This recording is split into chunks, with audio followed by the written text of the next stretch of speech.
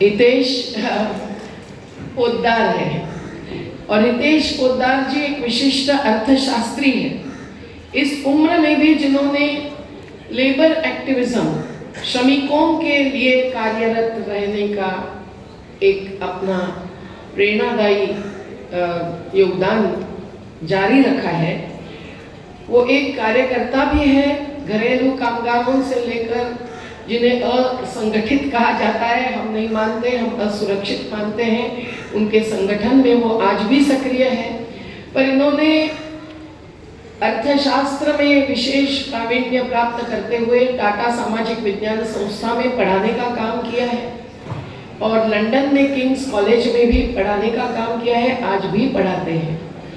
और इनका पूरा अभ्यास खास करके विकास के मुद्दे पर है और इसीलिए विकास की अवधारणा में आर्थिक हिस्से जो रखने हैं उसमें हितेश पोद्दार जी को हमने खास बुलाया है। उन्होंने कभी आंध्र प्रदेश सरकार के साथ काम किया है, कभी कॉर्पोरेट्स के साथ काम किया है, इसलिए वो दोनों बाजू और समाजवादी विचारधारा के साथ समाज पर होने वाले असरों को अच्छी तरह से जानने वाले हैं। तो साथियों, मैं इतना ही कहना चाहती हूँ कि यहाँ बैठे बैठे ये सुनेंगे आप सब लोग और मैं भी, पर इन तीन वक्ताओं के बाद हम लोगों को कुछ ऐसा एक सामने चित्र खड़ा करना है कि जिससे हम आगे कैसे बढ़ेंगे तय होगा। कल तो उद्घाटन का समारोह था, बहुत सारी विचारधारा के बाद आनंद कुमार जी से लेकर माता प्रसाद पांडे जी, राजकुमार जैन जी, रमाशंकर जी सभी ने रखी। लेकिन जरूरी है कि सुनीलम जी ने और साथियों ने इतनी मेहनत के साथ जो सबको एकत्रित लाया है, उस एकजुटता से हमारे आगे के कदम क्या होंगे, किस मंजिल के तरफ होंगे, पर्यावरणीय सामाजिक आर्थिक मुद्दे पर इसकी एक रूपरेखा लेकर हम सब लोग सम्मेलन से आगे बढ़ेंगे, पीछे नहीं जाएंगे। तो इसलिए मैं आपको आग्रह करती हूँ कि सभी लोग इस सत्र को अंत तक सुनिए। जो युवा साथी है और समाजवाद जिंदाबाद। साथियों, अध्यक्ष उनका परिचय दिया, उनके बारे में जो कुछ कहा बोला तो मेरे लिए आसान हो गया। मैं वक्ताओं के बुलाने से पहले आज जो अभी जो चर्चा होगी, मुझे लगता है कि वक्ताओं ने उनकी बात रखेंगे तो हम सभी के लिए आज ये जो समाजवादी एकजुटता सम्मेलन में जो आए हैं, हमको कुछ भी समझना जरूरी है। आज की दुनिया, आज का भारत, आज का हर प्रदेश और गांव और शहर, जब वहां जो समस्या है, मुझे लगता है कि हमको मानना जरूरी है, स्वीकार करना जरूरी है। ये दुनिया में दो बड़े संकट है, सबसे बड़े संकट सभी के लिए, सभी राष्ट्र के लिए और गांव तक भी। ये दोनों संकट, जलवायु परिवर्तन, जो पर्यावरण के ऊपर जो आक्रमण हो रहा है, और दूसरा संकट है गैर बराबरी विषमता। इसको दो संकट में हम जूझते रहते हैं। वो ये दो संकट का प्रभाव ये ग्लोबली से लोकल तक और गांव और परिवार में भी पहुंच गया, गैर बराबरी। क्योंकि कोई कई कॉर्पोरेट के जॉब करता है तो महीना में 10 लाख, 5 लाख, 2 लाख, 1 लाख मिलता है, और दूसरे और कई स्कूल में काम करता है तो कहीं का 1 लाख मिलता है, तो कोई 5,000 मिलता है। और ज्यादा से ज्यादा नौजवान अभी उनका मजबूरी है, ये बेकार है। और जलवायु परिवर्तन का असर हर जगह हम भुगते रहते हैं। तो ये दो संकट का जनक कौन है? जनक है पूंजीवाद की अर्थव्यवस्था। और आज के दिन में जो कॉर्पोरेट नियंत्रित जो अर्थनीति है, बाजार है, जो राजनीति को नियंत्रण करता है। तो इसका मतलब है हम जब आज विकल्प की बात रखेंगे, विकल्प के बारे में जाएंगे, सोचेंगे, तो हमको यह ध्यान देना जरूरी है, हमको अंडरस्टैंड के लिए जो और वक्ताओं से जब मिलेगा हमको इसी तरह कैसे एक समाजवादी के नाते,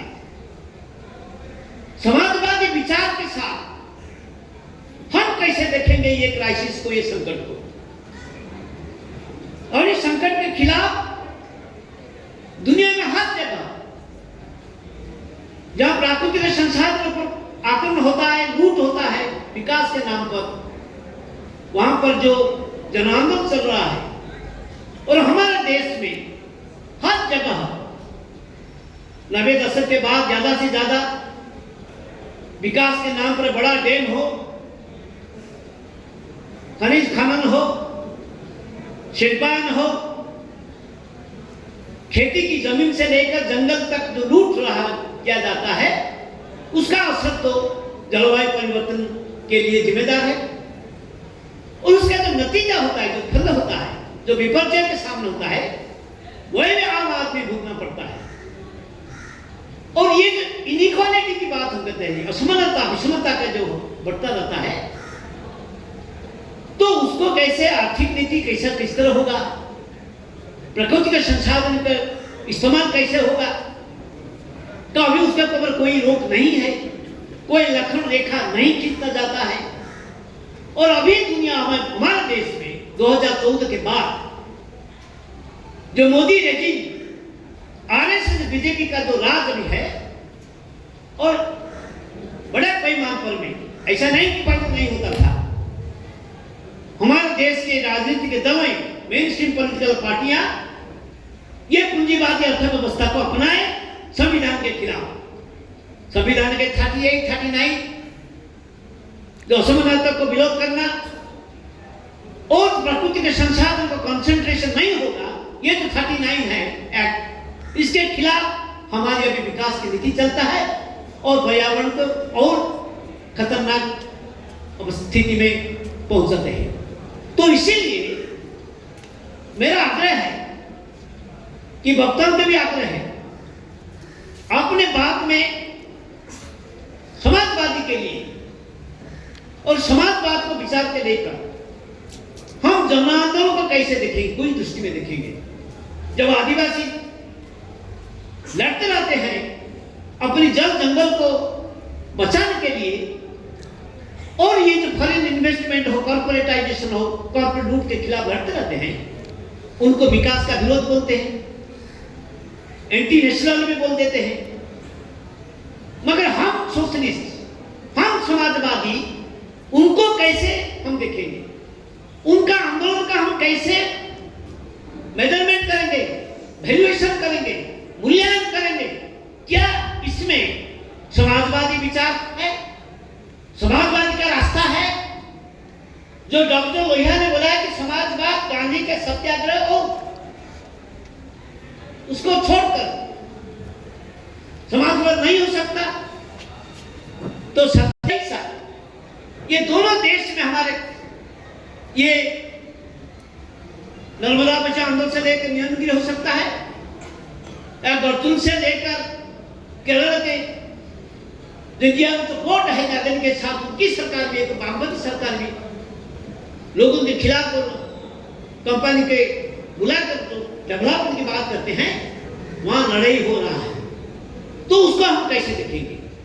तो इसीलिए मेरा आग्रह है कि आज वक्ताओं से हम उसको उम्मीद करेंगे, उससे सुनेंगे, अंडरस्टैंड करेंगे, और अंत में मुझे लगता है कि 15 से 17 मिनट तक आप बोल सकते हैं, और सभापति मेरा जी का आखिरी वक्तव्य रहेगा, और उस बीच में भी लास्ट में मुझे लगता है कुछ सवाल और प्रश्न उत्तर भी हो सकता है।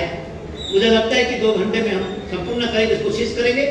मैं सभी का सहयोग चाहता हूं।